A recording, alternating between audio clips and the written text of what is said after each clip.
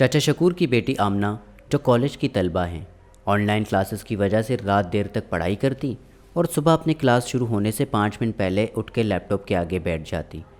आमना जो अपने कॉलेज में मुख्तलिफ सरगर्मियों में बढ़ चढ़कर हिस्सा लेने वाली और दोस्तों के साथ खूब मिलजुल कर रहने वाली लड़की थी, अब घर में बैठे बैठे ऑनलाइन क्लासेस और दोस्तों से ना मिलने की वजह से सुस्त होती जा रही है।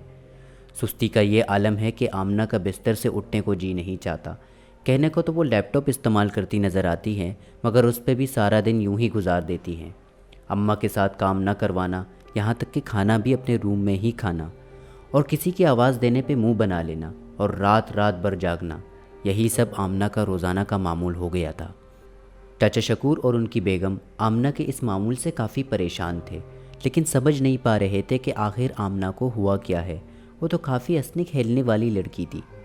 चाचा शकूर कहने लगे कि आजकल तो मैं देख रहा हूँ कि आमना अपने दोस्तों से भी बात नहीं करती और ना ही अपनी पढ़ाई से मुतल्लिक हमें कुछ बताती हैं। चाचा शकूर और उनकी बेगम ने सोचा कि क्यों ना आमना से बात की जाए। आमना से बात करने पे वो रो पड़ी और कहने लगी कि शुरू में तो मुझे ये छुट्टियाँ बहुत अच्छी लगी, लेकिन अब मेरा कोई काम करने को जी नहीं चाहता, न पढ़ाई में दिल लग रहा है और दोस्त भी अपनी अपनी ज़िंदगियों में मसरूफ़ हैं। आमना ने मज़ीद कहा कि ये सब अब बोरियत बनती जा रही है, मुझे कुछ भी दिलचस्प नहीं लगता। आखिर कब तक और कितनी देर हम इस घर में इसी तरह बंद रहेंगे।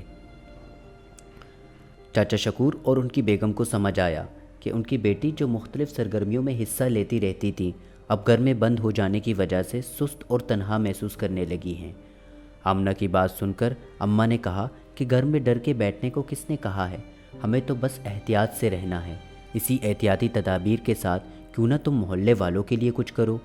शकूर चाचा फ़ौरन बोले, अरे हाँ, तुम तो इतना अच्छा आर्ट्स भी जानती हो, मोहल्ले के बच्चों को क्लासेस क्यों नहीं देती, शायद ये तुम्हें दिलचस्प लगे। अम्मा और अब्बा की बात सुन के आमना में मोहल्ले के लिए काम करने की दिलचस्पी जागी और कहने लगी कि हाँ, ये बिल्कुल सही वक्त है कि मैं अपने लोगों के लिए कुछ करूँ, फिर चाहे वो आर्ट्स का इस्तेमाल करके कोरोना वायरस की मालूमात देना ही क्यों ना हो। अक्सर हम अपने बच्चों के तब्दील होते रवैये देख के उन पर गुस्सा करते हैं, लेकिन ऐसे में ज़रूरी है कि हम उनसे बात करें और उनके हालात को सुनें और समझने की कोशिश करें।